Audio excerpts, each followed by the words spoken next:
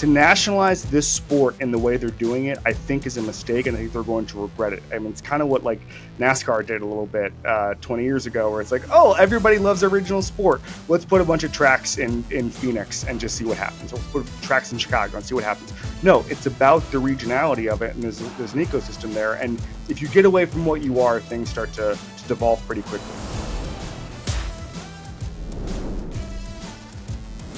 Hello and welcome in. It's Always College Football. It is Monday, April 8th, and we are deep in the weeds on spring football here at Always College Football. I'm your host, Greg McElroy, alongside always Jack Foster, Mark Kubiak, Jack Schrail, and of course Jake Garcia, who does a great job for us as well. We have a really fun show for you. We are going to welcome in a guest host. We did a two-part series. One that'll be on This Is Football. You can check that out with Kevin Clark.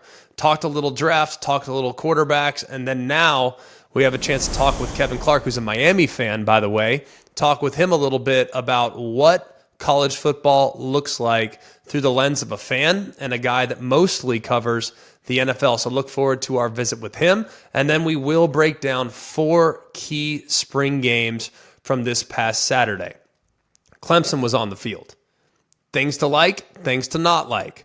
Auburn was on the field. Things to like, things to not like. We'll also hit NC State, and we'll hit new member of the Power 5 and member of the ACC, SMU as well. So a lot that we need to get to. Continue to ask all of you to like, rate, and subscribe to the show wherever you get your show. You also can watch us on the ESPN YouTube channel, so hit that thumbs up button if you're at the ESPN YouTube channel. We very much appreciate you. Subscribe to the ESPN College Football YouTube channel as well. So without much further ado, let's welcome him on. He is the host of This Is Football. It's Kevin Clark.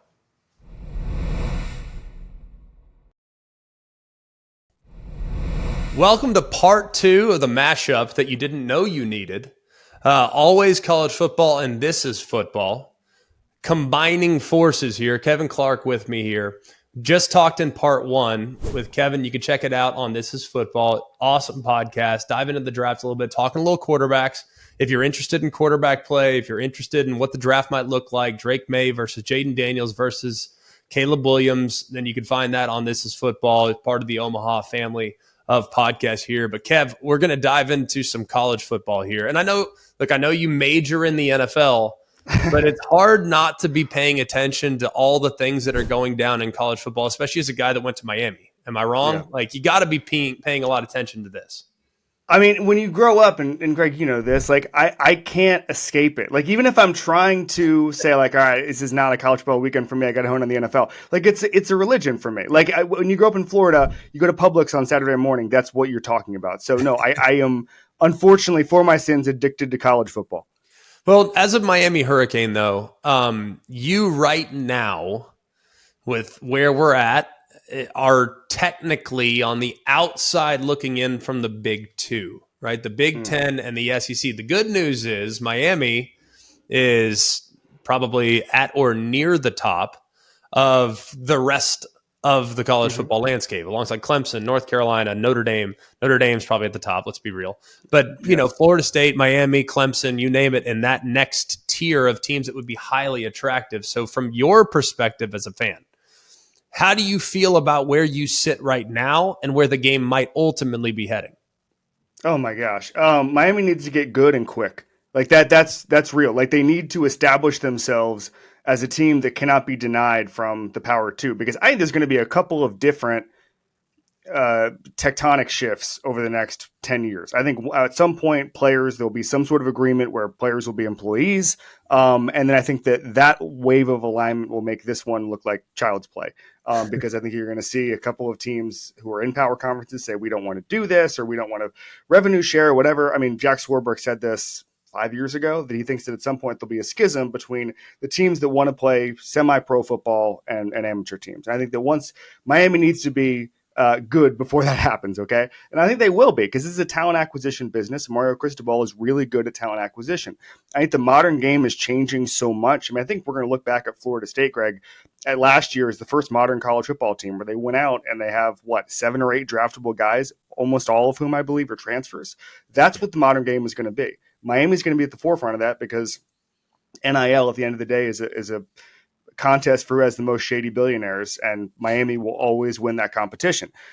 So I think for me, I actually don't worry too much. I don't have that much anxiety about what happens in the next 2 years. I think there's going to be something in the next 8 to 10 years that will change college football forever. And that's the wave you want to be included in, because I think that there's no, one of the funny things about college football, one of the reasons we love it is the rules never made any sense. I mean, come on. Like, imagine explaining this to someone who didn't grow up in it, why the players weren't paid for so long, what the conferences are, all that stuff, right? And now they're trying to paper over those rules with rules just to stop the leaks, and those rules don't make any sense either. So at some point, there's going to be a uniformity. We're starting to see it now. It's already going on in the courts. And for me, Miami will be good by the time that happens. So I have very little status anxiety as far as that goes. So you work primarily on NFL, and the transfer portal has been a hot topic of debate. It's polarizing to an extent, because while I, granted, went to Alabama, Power 5 guy, was a developmental guy. If I were coming out nowadays, I'd probably have to go to a smaller school, develop, play, and then maybe transfer up. That's just kind of the way things are going. Unless you're a super top tier, high level prospect, that's kind of the route that you're having to take. So looking at the draft, for example, since you're deep in the weeds on that, how much time are you spending on the G5, the group of 5, the schools that are a little bit smaller? Because last year, I believe there wasn't a G5 player taken until the 60 plus picks. Because all those guys are now transferring up to the big schools. So how big is that gap as you evaluate the personnel on those teams versus the teams at the top? How big is that gap right now? As someone who loves all levels of college football, it's heartbreaking because the gap is massive. Okay, just let's think about Osiris Torrance, who was a 59th pick last year, went from Louisiana to Florida. Let's think about Braden Fisk, who could have just gone to we'll use the Florida State example. Jared Verse and Braden Fisk in another life would have just stayed at their schools. Jared Verse obviously could have moved up because he was at Albany, but Braden Fisk was at Western Michigan, and he's a guy who would have been a MAC legend as last year. Would have been stories about him. That just doesn't happen anymore, and it's heartbreaking. And I think you're seeing the transfer portal have so many different effects at so many different levels of football. I asked a GM last summer if the portal was having any impact on how things are changing evaluation wise. And he said there's two things. Number one is the smaller guys move up, but then there's kind of twofold things that the Alabamas and the Georgias of the world. The first one being you can't count on them having been de-recruited. And what I mean by that is if a guy goes to Alabama, if a guy goes to LSU, if a guy goes to Georgia, it didn't necessarily happen like it would have in 2012 that they got him on, or Ohio State, and that they got him on campus on the first day and said, you're nothing, you're never going to play here. Maybe there's a little more coddling at the top programs. And then the other part of it is guys are going where they can play. And so for me, I think that most people see that as a positive, that a Tyreek Stevenson can go from Georgia to Miami and play and be a second-round pick, that a Jermaine Johnson can do that. And so guys are finding their level, which to me, quarterback-wise, you think about, I've said this a million times, Matt Castle got drafted having just practiced at USC. He would have gone and played at Utah. He would have gone and played, if he were born in 2000, he would have gone and played at Texas Tech, something like that. They would have seen it. So I think the GMs see it as a positive. Now there's a couple funny things, and this has gotten a little bit, they can swat this away, but like a couple of GMs have said players who've transferred have come up to them and said, hey, what in the meetings and said, hey, what can you do for me? And like, no. We're not pitching you, pal. That's over. But I think that the G5 thing to me is heartbreaking because I know when no one thinks of them this way, but like I grew up in Orlando where UCF was just trying to make it. And the biggest thing in the world would be when Virginia Tech came to town or Purdue would come to town for these recruiting things. And you would get to see a squad with NFL guys, Brandon Marshall, Dante Culpepper, obviously. You get to see a team like that give it a go. And now, and obviously UCF's in a different situation, but the version of that now, FAU, FIU, whatever it is, it's almost like if they get a player, he's ready to transfer. And this stuff, not to blow the lid off of anything, but like in basketball, certainly you hear stories about, a guy has a nice non-conference schedule or whatever in basketball, and he's already got a deal for the next year to go somewhere else. And it's like, that to me is the craziest thing, where it's like, there's some of these guys, as you mentioned, Greg, who are going to these smaller schools just to get a look. It's like they're the new JUCOs. It really is in a lot of ways. I hadn't really thought of it that way. I mean, as an Alabama guy, this is fresh. But I look at our team. I mean, Aaron Estrada from Hofstra, Mark Sears from Ohio, Grant Nelson from North Dakota State. I mean, a Final Four team that was comprised of guys that weren't there the year before, in some cases, that all of a sudden go to Bama, come together, and make a run at a national championship. So you're definitely seeing it in basketball. You're seeing it in football as well. Of all the changes that have gone down since you graduated 10, 12, 15 years ago, what would be the change you liked the most about college football, and what's the thing that you like the least? Oh, man, that's a great question. The NIL thing is great, because for the heartbreaking thing to me was a guy who was good enough to play for a Gators national championship and score touchdowns. And Alabama, a left tackle who wasn't quite big enough, didn't get there, but, was a legend, never had to buy a beer in Tuscaloosa or Birmingham for the rest of his life. Those guys, right? They leave the game of football, at which they basically got to the very top. They just weren't big enough or strong enough or fast enough to get to the tippy top.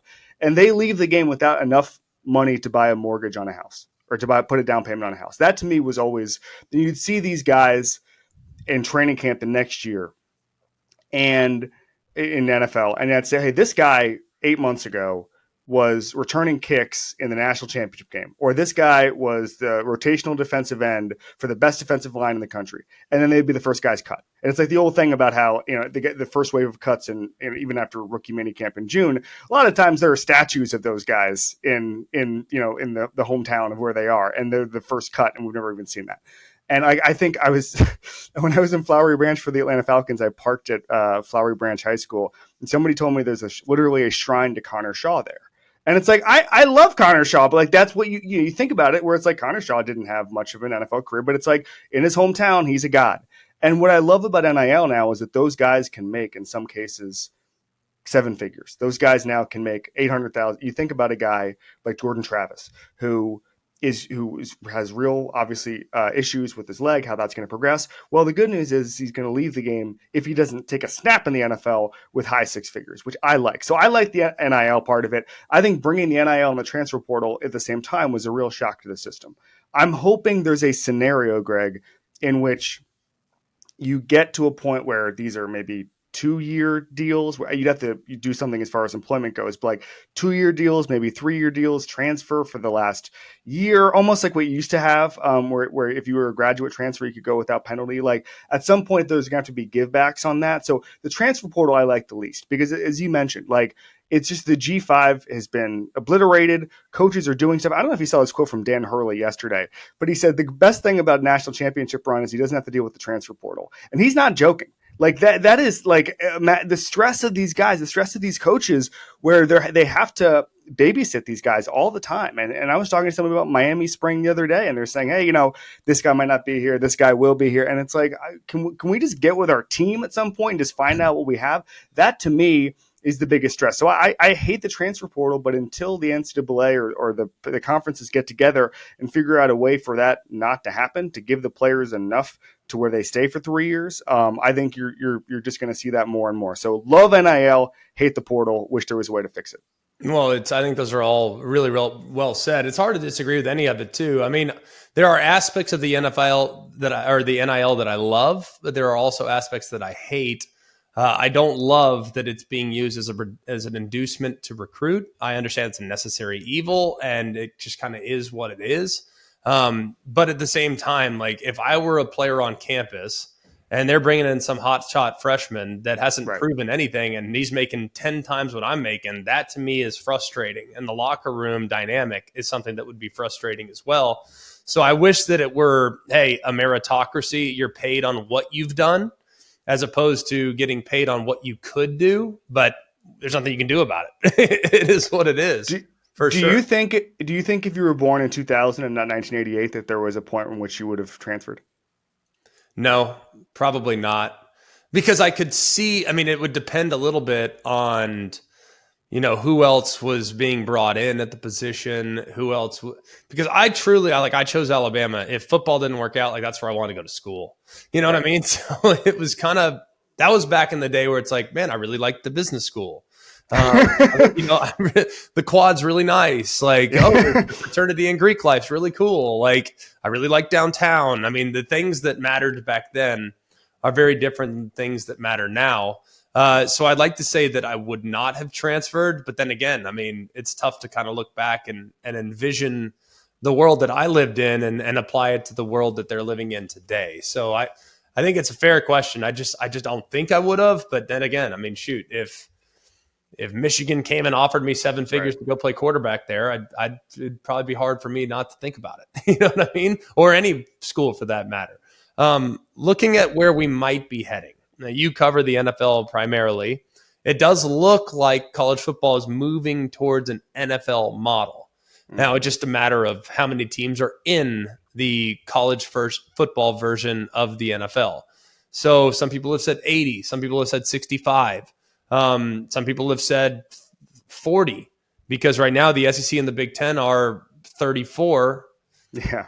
What if they just go to 40? Who would be on the outside looking in? And then everybody else would be relegated to college football as we know it today. And those teams that are currently comprised of the SEC, Big Ten, and whatever else would be included, they would be elevated to a league kind of their own. So if they were to do that and follow the NFL, do you think college football would be able to find similar success that the NFL has found as far as numbers, viewership, and just casual audience? No. They need to have as many teams as possible and make it more of a national product. I believe that college football runs on like hate and spite in the most beautiful way in the world. Like I think there's two things that college football is making a mistake on. Number one is expanding the playoff, because for me, one of the things that makes you feel alive about college football is that when the clock is ticking and there's 8 seconds left and Miami's about to lose their second game of the season, I know that I might have a heart attack because we're about to, some years are more likelier than others, but they're about to be removed from the national championship race. That sucks. That really sucks. And you're going to remove that feeling, the heart pounding feeling, because you're going to go, okay, well, we lost our second game, but maybe we can still sneak into Charlotte, maybe still get the auto bye as long as Louisville loses this game like that. It's a little more NFL-ish. That hurts. So then you have a situation where the only thing that's going to keep it college football is the rivalries, and those are going away. What if Florida State joins the Big Ten next year and Miami and Florida State don't play for the next decade? That I know Florida State fans don't think that that's a big deal. They'll miss it.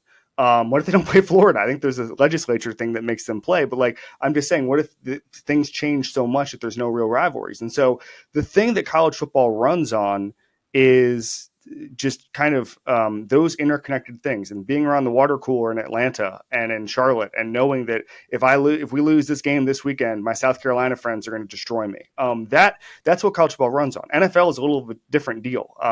And so I think that they need to remember that this is a regional sport that becomes national when you tie it all together. You cannot just give Ohio State versus USC every week and expect that to appeal to the diehards. Now, it'll appeal to some casual fans, but it's not the same. To nationalize this sport in the way they're doing it, I think is a mistake, and I think they're going to regret it. I mean, it's kind of what NASCAR did a little bit 20 years ago, where it's like, oh, everybody loves original sport. Let's put a bunch of tracks in Phoenix and just see what happens. Let's put tracks in Chicago and see what happens. No, it's about the regionality of it, and there's an ecosystem there. And if you get away from what you are, things start to devolve pretty quickly. And so I don't think they're going to have that kind of success, and I would tread very carefully if I was the Big Ten and the SEC. Now, I've seen the theory, Greg, that in 15 years, all of these regional rivalries will be back under the Big Ten and SEC umbrellas, that the Pac-12 will be back together under the Big Ten, like all that stuff. I've seen that theory, but before that, there's going to be a lot of pain. And I just think that I wish that the people running college football loved college football as much as we did. And I sometimes get the feeling that they don't, and that is what scares me a little bit. I think those are very fair concerns. The do or die nature of the sport is something that I think can't be replicated. As a diehard Cowboy fan, if we lost to the Eagles in week 14, it's we get them in 7. Yeah. We'll get them in week 17. We're good. If we handle their business there, it's fine. Am I disappointed when we lost? Sure, but not to the same extent as when my team in college loses. Finally, we'll get you out of here on this. You touched on it briefly. 12-team playoff. It's modeling itself a little bit after the NFL. I do think the first round buys will be beneficial.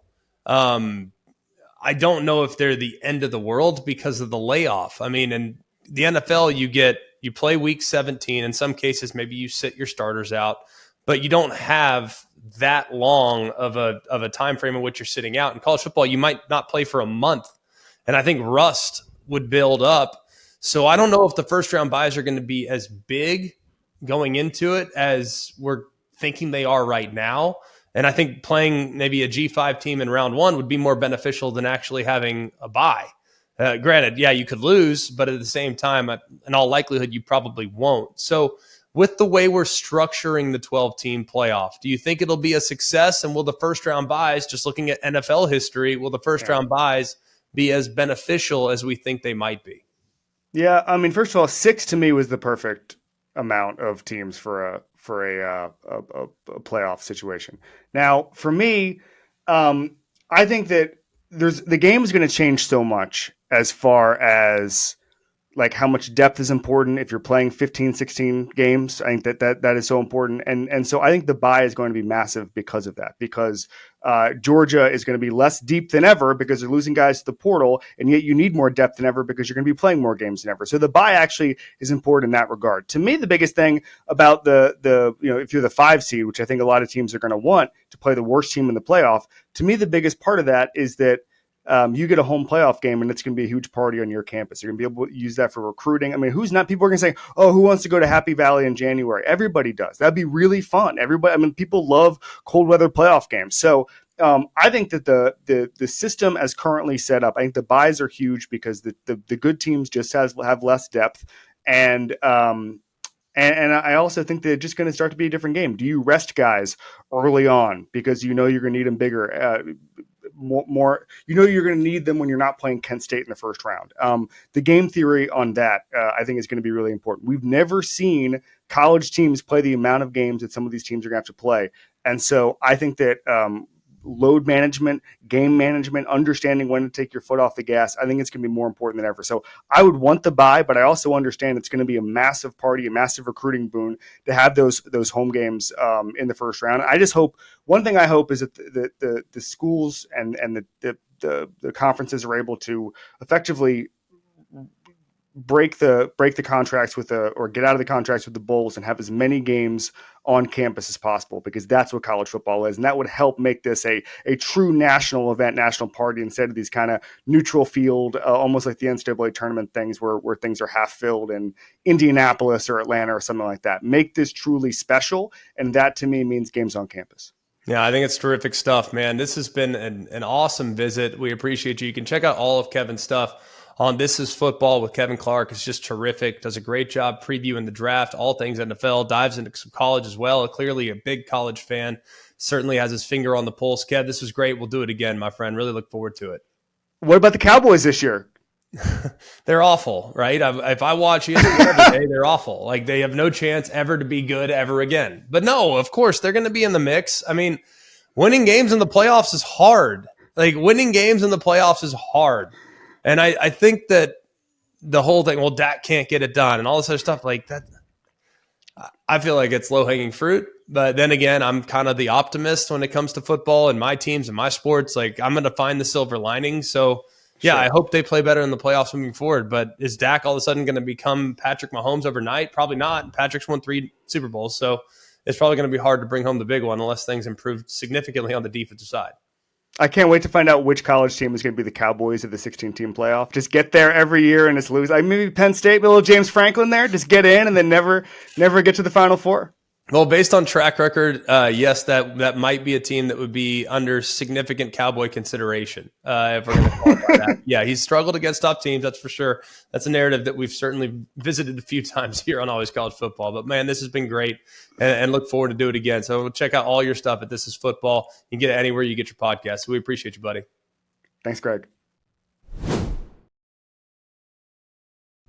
Little spring game recap from this past weekend. I know a lot of eyes were on the Final Four. I understand that a lot of people are consuming other events. You got the Masters coming up this upcoming weekend, but It's spring football season here on Always College Football. And as you guys know, look, we don't draw crazy conclusions from spring games. We just don't. It's just, if I had $1 for every time I said, oh my gosh, this wide receiver that went off, he's got to be an All-American.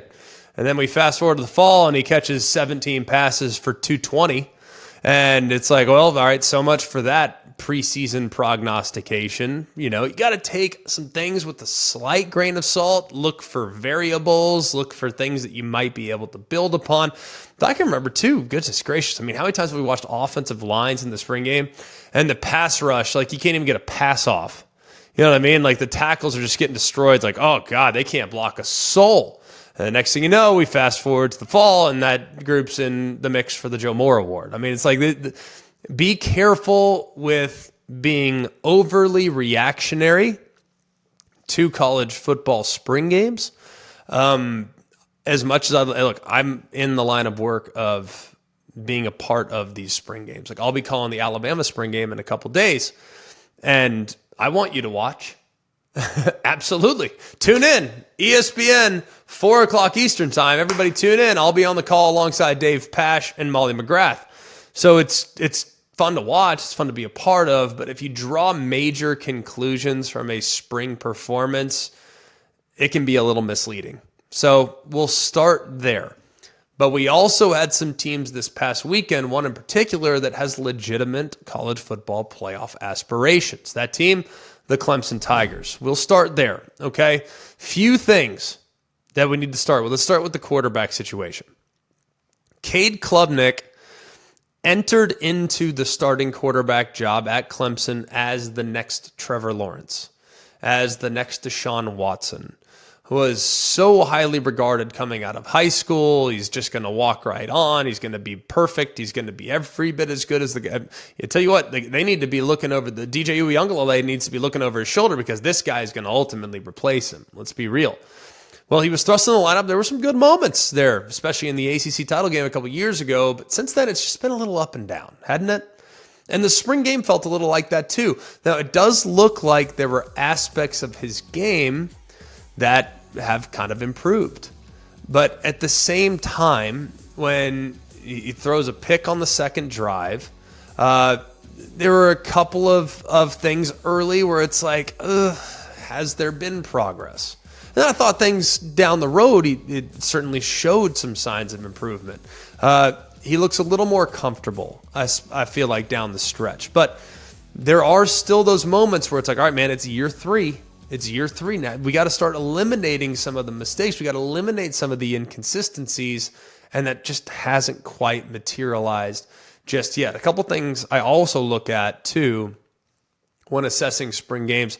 Who are some of the young guns that look like they might be the real deal? And unfortunately for Cade Klubnik, if you look at Trent Pierman, everybody after the spring game, everyone's sitting there saying, oh boy, hang on a second. This guy might be better than Klubnik. Well, Trent Pierman looked like a guy that is poised to become a big-time player, but is it going to be today? I have a hard time envisioning that.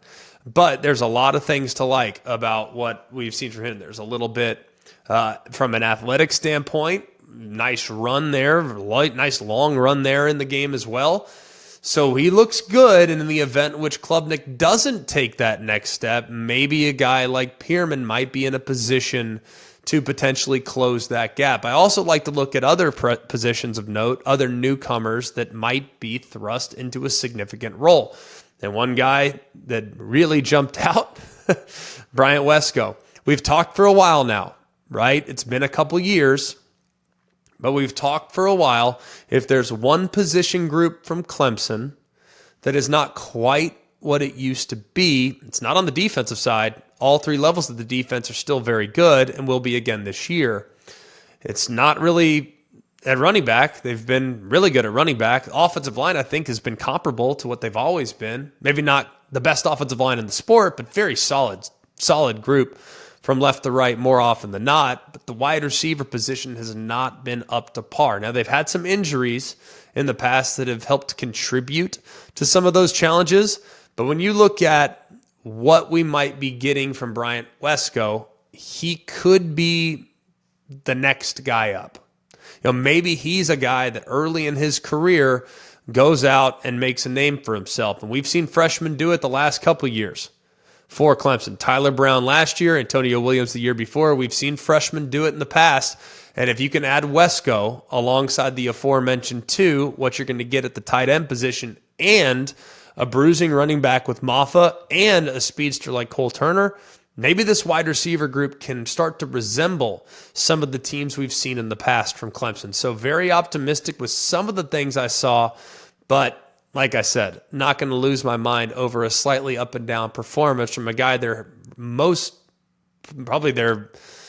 hopes mostly ride on, and that's Cade Klubnik. We'll move next to the Plains. The Auburn Tigers were underway this past weekend, and while it took a little while for the offense to get going, our number one takeaway from this evaluation of the spring game will not be the kicking game. Okay? I know 7 for 7 on field goals is great. A 54-yarder to win it in walk-off fashion, amazing. But Auburn's red zone woes might be a little bit more of a concern for me. And I look at where they're at. Okay, I look at Peyton Thorne. I was hoping I might get a little bit more from him. Did have some athleticism. We've seen that in the past. I still think his legs will be part of the equation, but it's hard to get a sense as to just how comfortable he is. However, I know this. Auburn's offensive line last year was pretty solid down the stretch. It didn't look that way on Saturday, but at the same time, that's not a group I'm going to lose a lot of sleep over. The one area that I was really intrigued by was the wide receiver position for Auburn. That's been a position, we just talked about Clemson, that's been a position, though, for Auburn that has long been a massive question mark. I mean, when was the last time Auburn had a legitimate wide receiver that you were legit scared of? Like, hey, that guy can take over the game. We better double cover him. We cannot handle him in a one-on-one situation. When was the last time we saw that from Auburn? It's been a while. A long while, probably 4 years, maybe less. Maybe there's been a guy more recently, but I'm blanking on him at the moment. Well, I'm not only super intrigued by what we saw from the blue chip recruit Cam Coleman, I also think there's some other guys that I'm starting to feel pretty good about. I mean, the group as a whole feels different. Now, Cam Coleman, he's going to be a stud. Like, we know that. It's only a matter of time. Will he be day one best receiver on the field?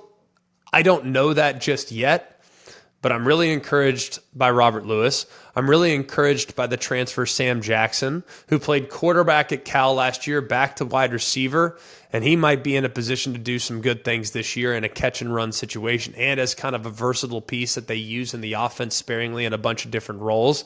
I also think Camden Brown is a guy that 2 years ago I was sitting there talking with the previous staff, and they're like, this guy is a guy that is probably our best guy. He's not ready to be the dude just yet, but he's probably our most naturally gifted, most talented player at the position.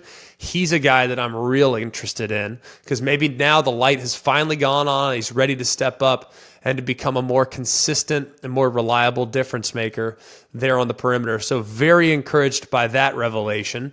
And then the defensive line, I think that was huge. Now, sometimes you don't want your defensive line to look great in a spring game because that might be at the detriment of your own offensive line, but you look at the depth that Auburn has now along the front. Jason Jones, Gage Keys, Trill Carter, the transfer from Texas, Jamison Travis, Kendrick Falk, Jalen McLeod. It feels like they're deeper along the defensive line than they've been in a while, which is a really good spot to start, especially in the SEC. If you can have a disruptive group up front, you can feel pretty good about it. So all things considered, well, I'm certainly maybe there's a little to be desired from what we saw from the offense. I think the defensive line showed what we wanted to show, and the offensive wide receivers, which is a huge question mark coming into this upcoming year. It looks like that group has progressed nicely so far this year. And then we'll move to the NC State Wolfpack. Yes, they were playing in the Final Four when this game was going on, I think, thereabouts. That game tipped off at 3 o'clock locally on the Pacific time zone, so maybe they didn't overlap, but I did go back and watch it and checked it out. There's a lot of hype surrounding this NC State program, and rightfully so. I think Tony Gibson, their defensive coordinator, as long as he's there on that side of the ball, they're going to be in really good shape. But if you look at what they have defensively, the first drive, you look at the first drive, you're sitting there thinking to yourself, not great, but they started to settle in. And it was a little hard too, because you had the first team offense against the third team defense. I mean, it's just, there were some times when it was a little tricky to figure out. But if you look at this, man, you don't have some of your best players. Devin Van, Aiden White, Sean Brown. I mean, some of your best players aren't even on the field. And yet you have some guys that are, I mean, another guy too, and Hibbler didn't even suit up. So some of your best players that are known commodities aren't even out there, and yet there's a lot of things to like from what I saw from NC State on that side of the ball.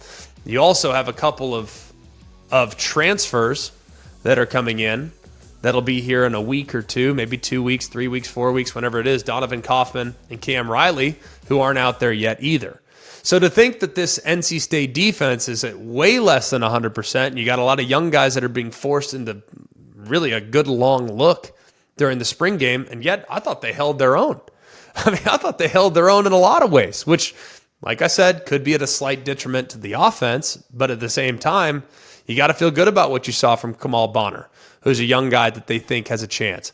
Kelvin McBride, another guy that I think had a really nice day.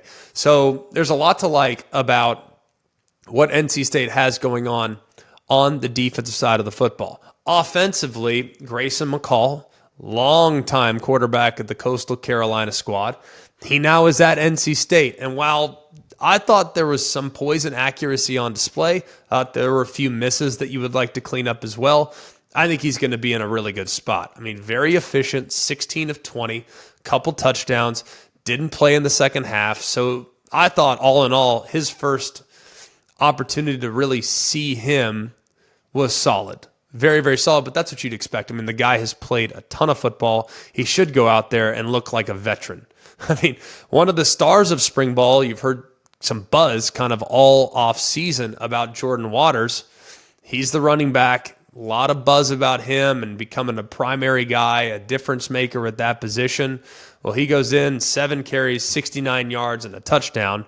So I think they have some good depth at running back too. So I'm very encouraged by what I've seen from NC State. I thought it was a solid performance too, especially knowing that you were without some key pieces, and yet both sides of the ball had some really bright moments throughout the day. And then finally, new addition to the ACC, the SMU Mustangs.